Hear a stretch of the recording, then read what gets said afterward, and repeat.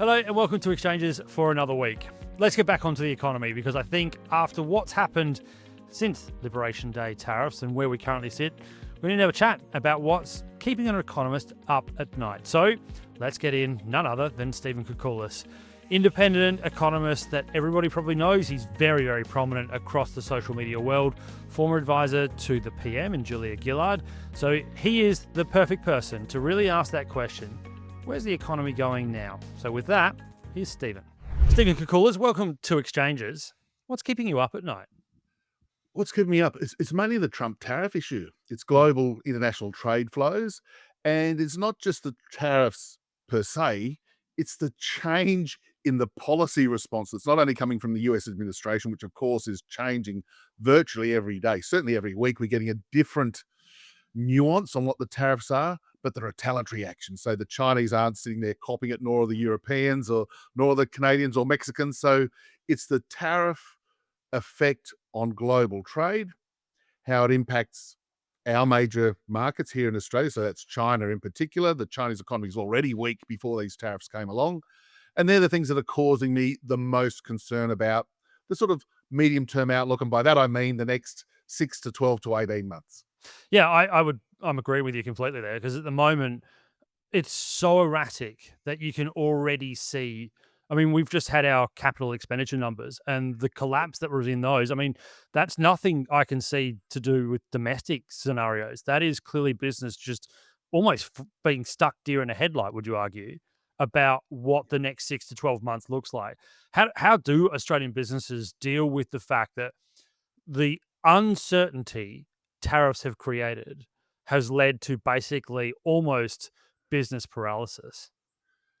And it's not just the export market too. It's Yeah. also where we're importing our inputs into our either the business operations or consumer goods or investment goods. So if you've got a global trade exposure and you're sitting there, well, will I export to the US or to China or to other parts of the world, or where will I source my imports? And you've got this tension occurring on trade flows, you might postpone your decisions. And you're quite rightly pointing out that CapEx number that came out a week or so ago was really disappointing. Yeah, Yeah. that if we take a step back for just 1 second, CapEx is the engine room of productivity gains. If we're not investing in plant, machinery, buildings, AI, technology, all this sort of stuff, we're going to have a weaker longer run productivity performance than if we do invest in those things. That's the sort of the engine room of how we improve productivity. So for the here and now, as businesses look around the world, they're sort of saying, gee, um, I'm unsure about where I'm going to be sending my exports, if I'm going to be having my goods and services subject to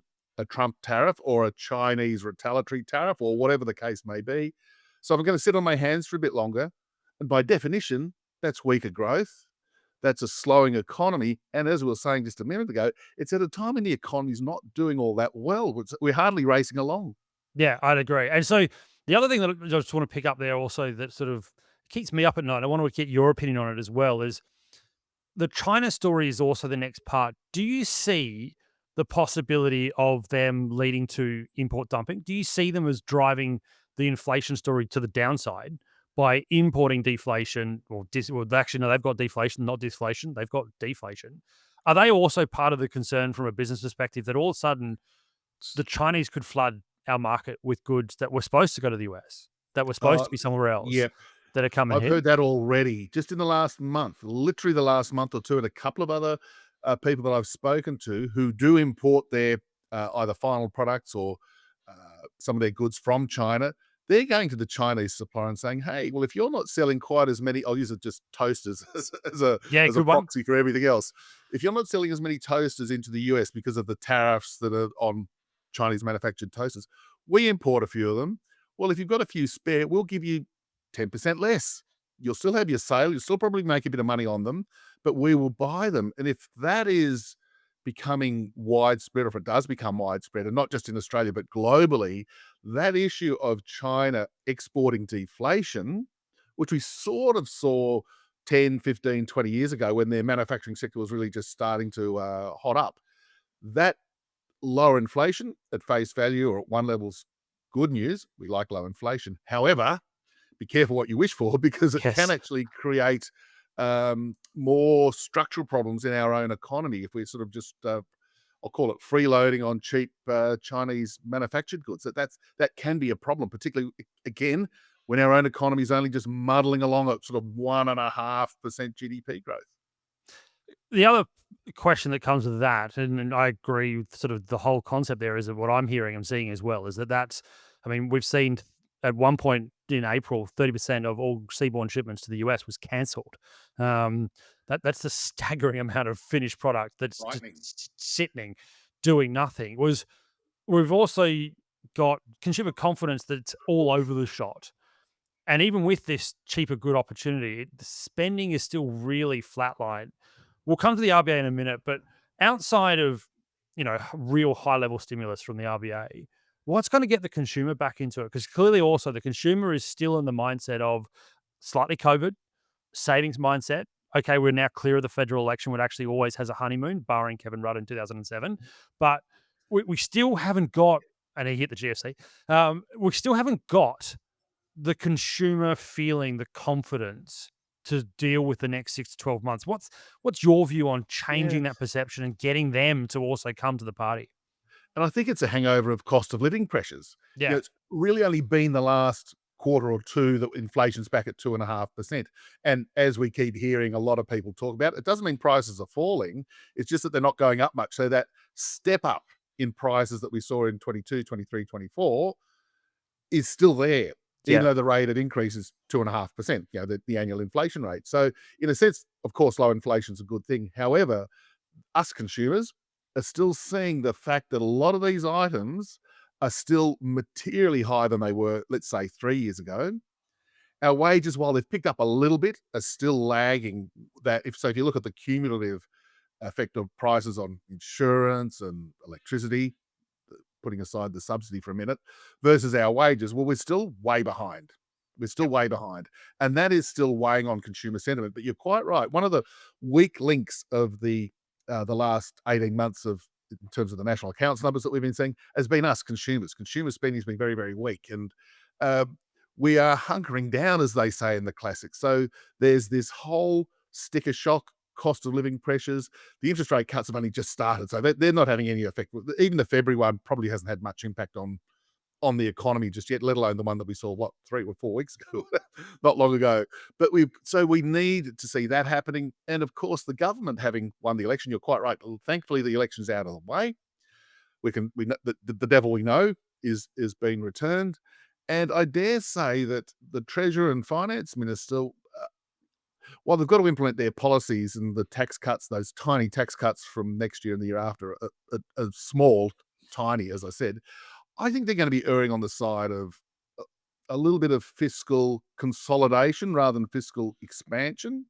We've seen the US credit rating downgrade. We had prior to the election, rating agencies here being just a little bit sort of cautious about our own trajectory for budget deficits and debt. So, if I was Jim Chalmers and Katie Gallagher, managing the economy after a thumping election win, I'd take the chance just to sort of trim back a bit of spending, have a look at a few revenue measures, just to put a few dollars into the budget in case we get a bigger problem ahead. And not that the budget deficits in Australia are bad; they're not that bad, but you'd sort of use this time just to consolidate your budget. And so, us consumers, we're not going to get any large S coming through in the next 12 months from the budget side of the economy.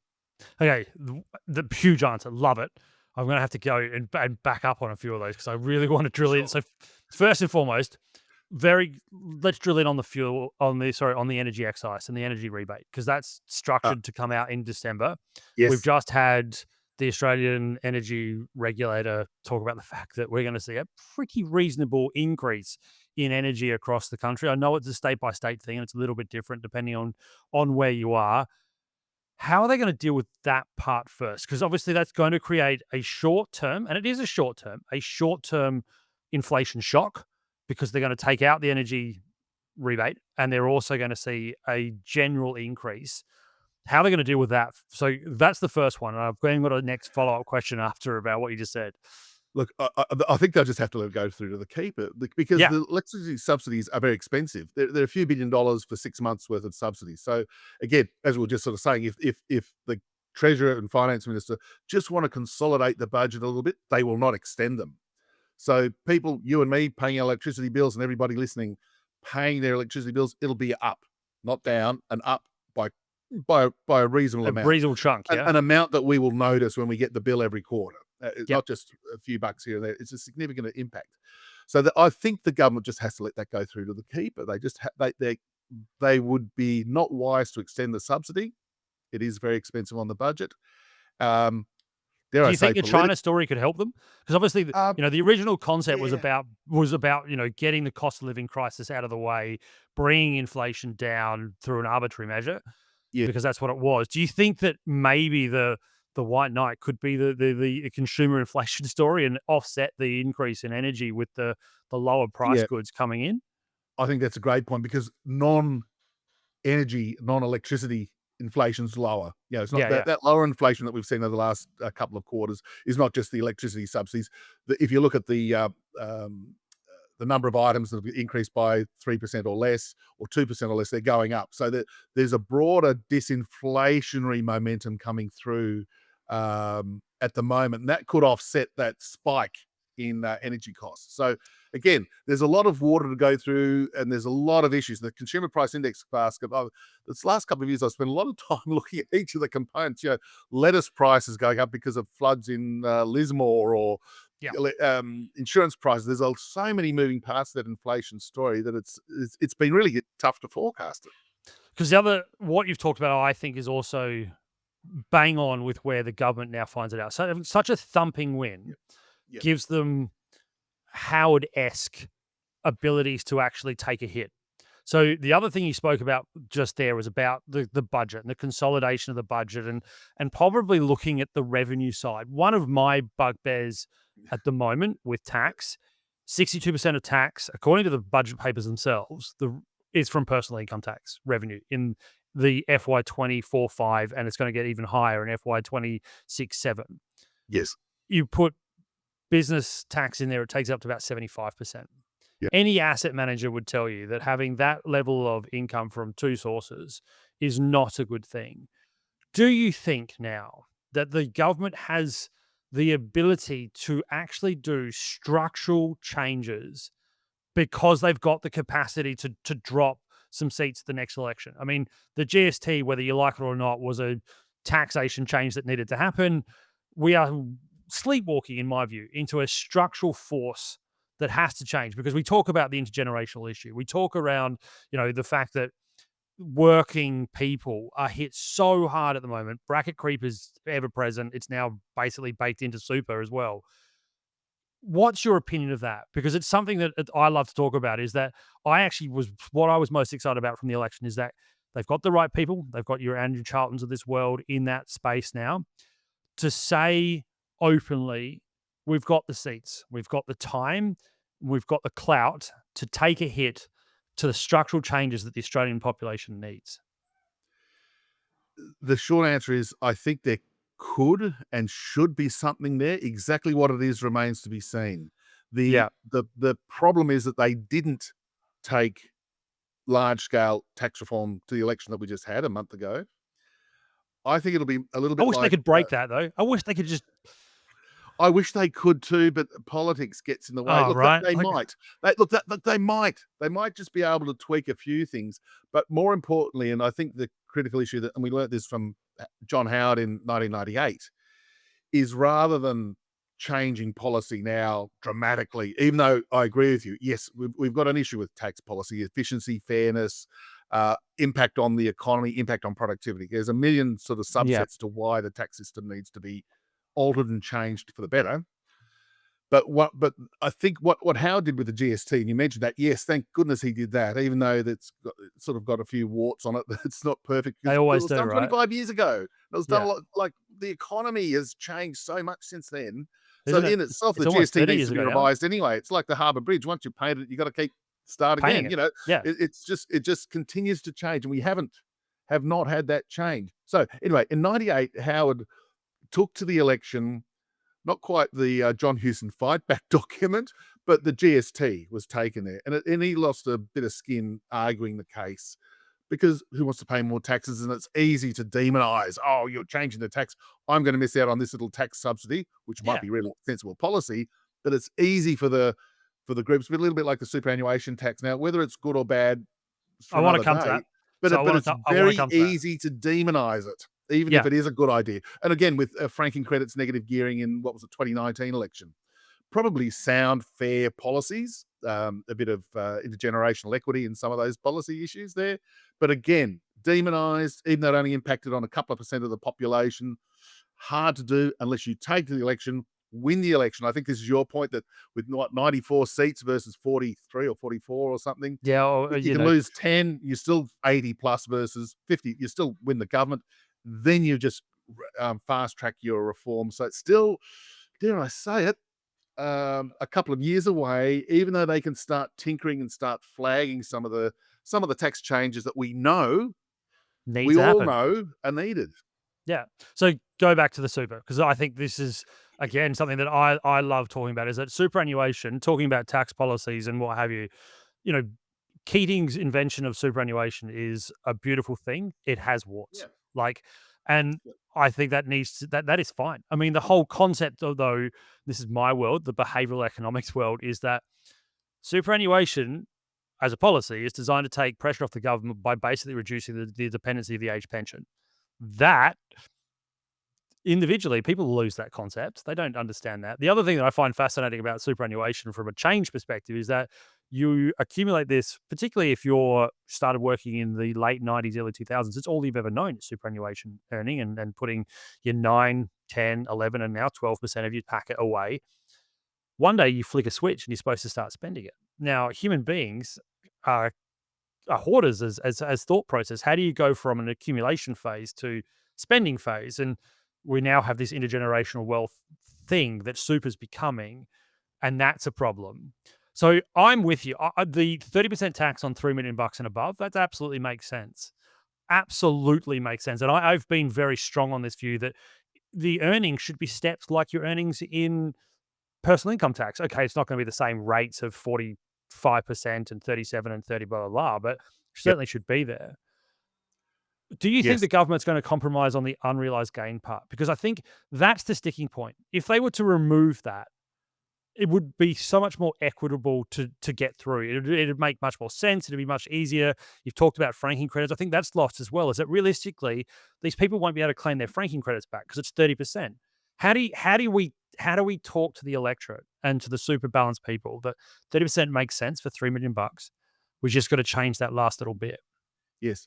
As we know, and as you've alluded to, and you know as well as anyone, better than most people, I dare say, that $3 million in retirement gives you a It's a pretty very good comfortable retirement. retirement. You're Yeah. going to be fine. You're going to be, and if you own your house, and presumably if you've got that much money in super, you do own your dwelling that you live in. You're going to be having a very, very, very comfortable retirement. And so we do need a cap. We do need caps, particularly when it's been seen as a tax minimisation scheme to be Yeah. putting in The diversion every between wealth is now, every I asset mean, and non-asset into your superannuation fund. So it's a very strange sort of system.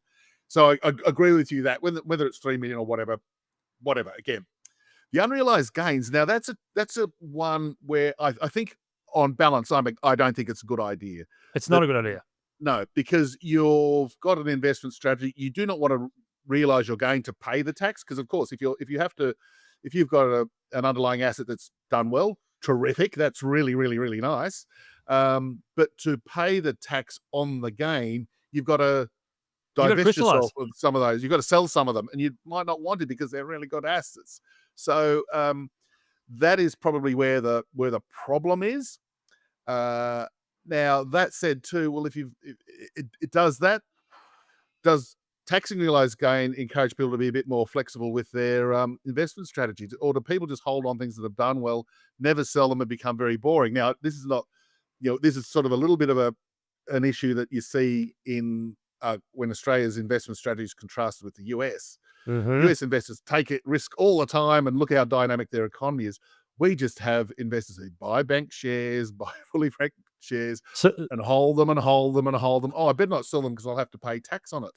So, do we have a misallocation of investments because unrealized gains are not taxed? Now, as I said, my default position is no. That's It's not a good idea. my default But position on that is a behavioral one, which is telling somebody to sell their CBA shares is like telling them to sell their left arm. Now, the the reason I say it like that is Yes, yes, because it is, yes. the dividend yield and Oh, like the and the earnings that they get capital from growth, banks unbelievable. and I would actually argue it's not even the capital growth sometimes. Like Yep, they turn around and you when you speak to retirees or those that have been holding their CBA shares since 1994 when it was yeah, privatized, it's not just the gain that like I've got to pay this huge tax. They're like, but this beautiful income stream that is sitting there, I'm going to lose some of that. And I'm like, that again isn't. It gets back to my point about the revenue from the tax. If your portfolio is 80%, 60% bank, that's a risk.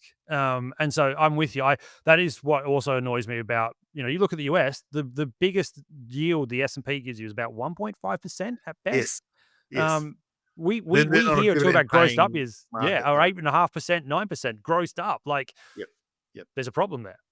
Yeah, so the issue so again, maybe there's a subset to this Mm. reform on superannuation balances, the very high superannuation balances. And again, I'm not quite sure where Jim Chalmers is, on in terms of compromise or non-compromising. The last he spoke about it not long ago said that he's not going to compromise, so that's his position at the minute. Uh, but when we see the intergenerational issues and the way that superannuation is now being used, and you touched on it, superannuation is meant to fund yours and my retirement. So when I hit retirement age, I start drawing down, I accumulate Yeah, super and you in don't a have to very touch the age tax pension. effective way during my working life and Yep, a whole lot of other reasons. I hit retirement, I start drawing it down. And in fact, they have the compulsory drawdowns according to your age, 4%, 5%, 6%, which I of the also think should balance get you've got bigger, to take out to live. which I That actually funds think should your get bigger. Yeah, I actually think that that's should the get other thing, or bigger. maybe that's the way they do it, because then you've got to realize the gain. So Yeah, if you think correct. about if I've got to just say I've reached the age where I've got to pull out, and I'll just use $1 million as an example. It's an I've got to easy pull one, yeah. out 5% of $1 million in my super every year because I'm at that age and whatnot. That's $50,000 I've got to take out. Now, if I've got it all invested, I've actually got to realize some gains or realize some cash flow to take it out. So that's that forced selling to fund the drawdown, not to pay the tax office. That's but to draw down because of the structure of the superannuation industry. So maybe there can be a tweak along those sorts of things. The Because amount you if draw you even up down. that up to 6%, so then you're talking about Yes, 60 grand correct. rather than 50. So you got to sell That's another 10,000. So assuming you're fully invested, you've got to sell another 10%, 10 grand's worth of stuff which is to draw down that extra 10,000. So yes, that can be sort of perhaps if I was advising the treasurer, heaven forbid, but if I was advising, maybe look at some of those things in addition or as a supplement to that taxing unrealized gains yeah, because issue, which is an issue right now for sure. It is that's the compromise, right? Which is move that correct. up because the Correct. other way to look at it is Yep. you and I know this. I mean, but this is a stimulus measure as well, right? If you're forcing more people to draw down, they Yeah. actually technically will have more spending money in their back pocket instead of Yep. sitting on it and Yep. looking at it as a nest egg that's growing and As they an have it in their inheritance for their kids, or whatnot. Yep. yeah. So it also then takes pressure off the government to have to do cost of living reforms, have to do Correct. whole blanket movements. Because again, even fiscal policies, it's not as bad as monetary policy, where I would describe that as a sledgehammer doing fine art. They've only got one lever. Yep. Fiscal policy's got hammers. They're refined, but they're still a hammer. Yep. And it is going to be blanket. So But they this can hit different nails, though, to use your analogy. They can hit that nail without impacting that, whereas interest rates, you know, it's everything. it's yeah, it hits the whole It's it, economy, and it that's hits why they're everything. the proverbial blunt instrument, whereas fiscal policy, I am gonna target that issue. I am gonna target the other issue within the context of a budget. Yes, you can be a lot more precise in your impact on the economy and on individuals who you want to benefit or who you think are getting a bit of a Free free ride. ride. So you can target it a whole lot better, and that's where fiscal policy needs to be used more. But again, as we said, the Yeah. politics versus policy. That's the biggest bugbear that I've got in looking at economics over the last goodness knows how many decades. Yeah, Particularly the last 25 years. Since yeah, particularly yes. since 2000, it's just become the millennia has changed things. But let's flip. Let's go. We've spoken about monetary policy, and we need to look at it. We need to look at where Yep, the RBA sits. You've talked about there's been 2 already done of quarter notches, so, 0.25 of 1%. How far, like, looking into that crystal ball, looking into that futurist idea, how The far future down. body, way. Yeah, yeah, Yeah. exactly right. How far down are they going in this cycle in your view? Yeah, look, my hunch is that we from that peak of 4.35 at the start of this year, we get to 3-ish%, without pinpointing the 3.1 or decimal whatever. point. So about Yeah, 125-ish points of rate cuts. So 5 25-point cuts when we get to the end of it. Maybe another one if the economy turns out to be a bit weaker because of the international trade issues that we were alluding to a at the short start. while ago. So I don't think we go below that for a couple of reasons. One is that the potency of those rate cuts will be quite powerful. We know that 90% of people have a variable mortgage. The rate cuts are being passed on relatively quickly. And even if people maintain their repayments and don't spend it, there comes a time a little bit down the track when they say, gee, we've actually paid up quite a bit of our mortgage. They'll then go out and renovate the kitchen and bathroom and spend that money. So it still does have an effect on the economy. And that fall in inflation, well, I'm still very confident that inflation is going to be well within the target band of the RBA. We're seeing wages growth moderate a little bit. The labour market's softening a little bit. If that turns out to be too low, then we do get rate cuts into the 2% for the official cash rate. But that requires an unemployment rate heading towards 5%. The Mhm. current forecast from RBA and Treasury are around about 4.3-ish, 4.4, but like really close to where we are now. They don't see it increasing dramatically, and hence they're being a little bit more cautious on the cuts.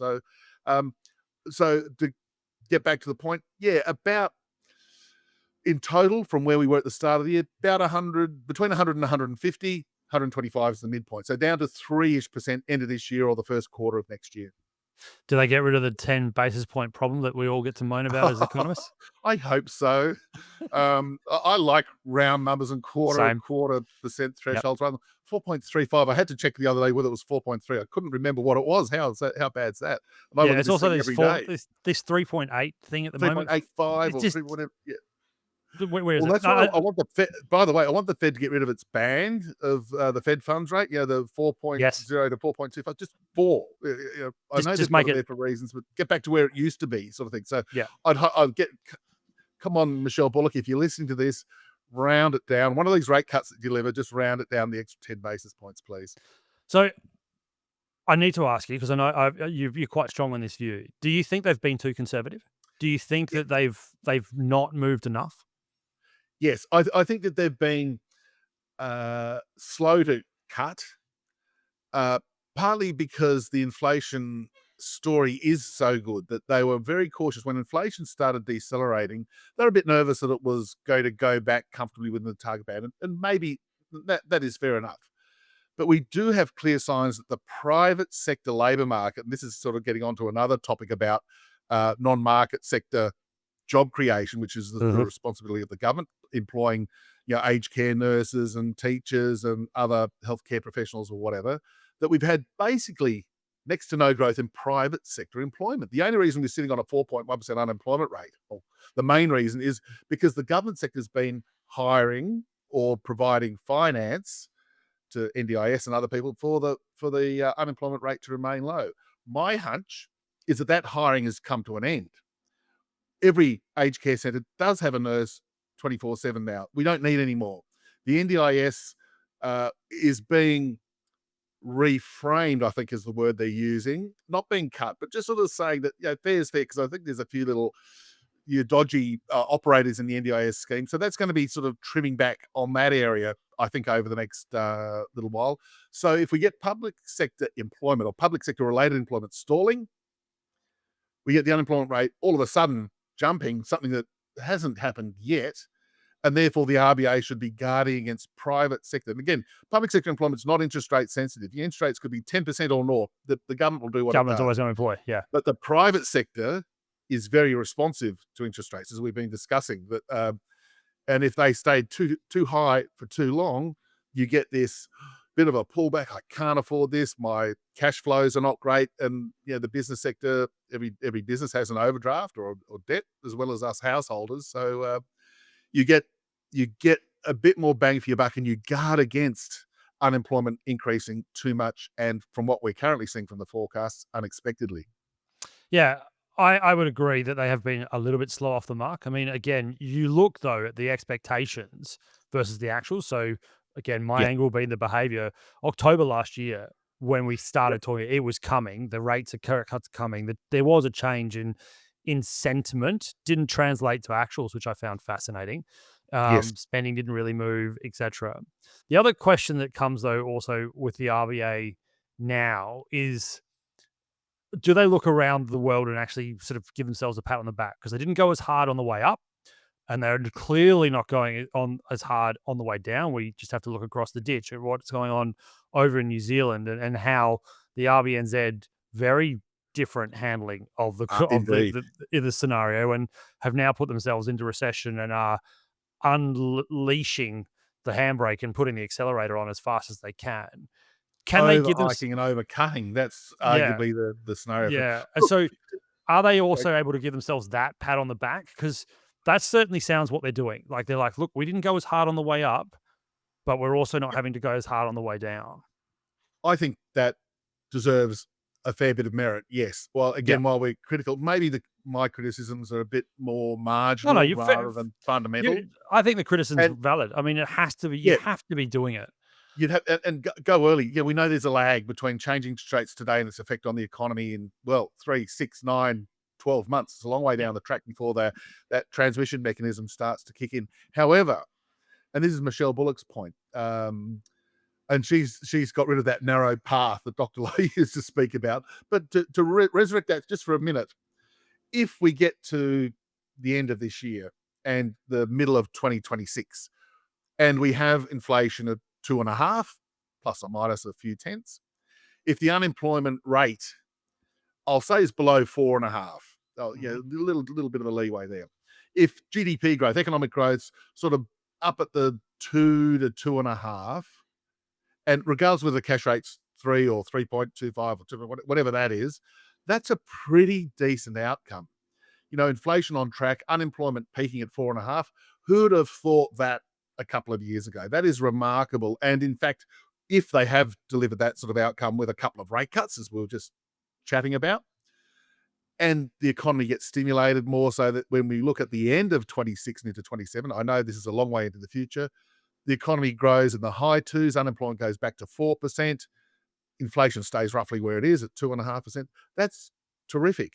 So I think that would be, I'd certainly Goldilocks. a little bit of humble pie and say, well, good on you. Pads off. You've actually, look, you've done it better than I thought you did, and I'd give them a tick, and unreservedly so too. So, but let's wait and see. That would be the dream scenario. Uh, Yeah, Goldilocks, right? dreams that rarely come true. Yeah, Goldilocks for sure. Um, I can't believe we've been going for so long.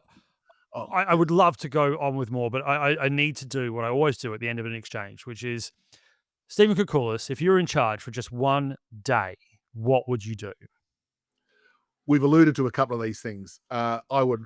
Uh, Tax is always the easy one that I'm sure every economist refers to first and foremost. In a nutshell, I'd hike the GST to 20%, include everything in it, no exemptions. The critical thing, before people sort of think, "Oh my god, that's so regressive and oppressive," I'd say, "Well, what do you do with the revenue? Because you're going to collect an absolute truckload of revenue. Monster. You'd compensate every pensioner and everybody on a government-related payment so that they're slightly overcompensated. You'd use some of that money to cut the company tax rate. I'm not quite sure the mathematics would be, but probably towards the low 20s Yep. percent. You would adjust the income tax scales, and you could keep them very progressive, lift the tax-free threshold from 18,200 to 30,000. Could You'd even go as cut the high as 50 by the income sounds of tax that. scale, maybe even 50. Yeah, Yeah. some dramatic number. Need my friends at Treasury to work these numbers out for me. And you could cut. So what you do with the revenue would be very, very powerful for income tax cuts, company tax cuts, compensating the people who miss out. You probably even have a little bit left over to, reduce the budget deficit if you did it sort of prudently. But even revenue neutral, you do it roughly revenue neutral, so that you've changed the tax system. Payroll tax. Get rid of it. It's an abhorrent. I know it's a state Shocking. government tax, but again, work with the states, compensate them for the loss of revenue from payroll tax, stamp duty, similar sort of thing. Phase it out. I know it's happened in a couple of states and territories, but stamp duty on residential property, a real handbrake on people changing, downsizing, living in these big, beautiful houses that there are only a couple of oldies still living in them. Change that tax system. I would then also go hell for leather on skills education and training, and that ranges from kindy to primary school to high school to trades training to rocket science training to all the rest of it. We need adaptable, intelligent, well-trained people, and I fear that we're letting a few too many people slip through the cracks because of not having the right support, and the fact that HEX is such a high level for a lot of young people now. It's a deterrent to do more studies when we need people with skills and training and all the rest of it. So I do a lot on skills training and education. I try to revamp that. Um, so there are a couple of things, and yeah, they're a couple of the big things There's I some do. pretty big things. And that'll do Like, that'll do me. Then I'll have a good sleep after I do all those things. But that'd be the things I think. Without being self-indulgent, I think Australia would be better, and mhm. on the back of those things. Now, whether I'd be re-elected next election's another issue. I suspect I'd be thrown out on my ear. Well, you're only in there for a day, so that's all you need to Only do. never day.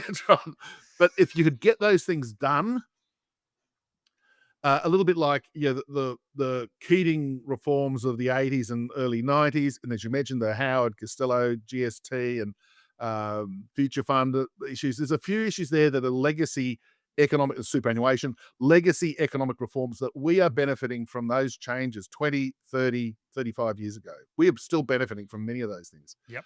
I'd love to think that if I had my way, then in 5 and 10 years' time, oh, I didn't like it at the time, but I can see why it was done, and it's been not a bad idea. I think that's a beautiful point, because I think that's also what we discussed has slightly been lost in the last 25 years, is that Yeah. those 80s and 90s reforms, unfortunately, we haven't had for 25 years. And that I agree with you. I would love to see a bold plan like that, because the change in Yep. lifestyle into the future, particularly the future we're facing, is exactly the kind of thinking we're needing. With that, Stephen Koukoulas, thank you so much for joining Exchanges. Evan, thank you very much. Fantastic chat, and thank you. Enjoyed it very much. Big thank you to Stephen Koukoulas. It's a pleasure to have him on. Love the exchange. You can see that we do have a bit of banter. He and I catch up quite regularly. So big thank you to him for coming on and going through all those different thoughts, machinations, and having a really good overall debate that I think personally in this country we need to be having more of. To you out there, thank you as always for watching, listening, or wherever it is that you're getting exchanges from. We love having you as part of the community. But please remember, if you can, down the bottom, subscribe to wherever it is that you're listening to, and give us a rating as well. We are loving doing these. We want to know how we can be better and what else we'd like to do in terms of what you'd hear.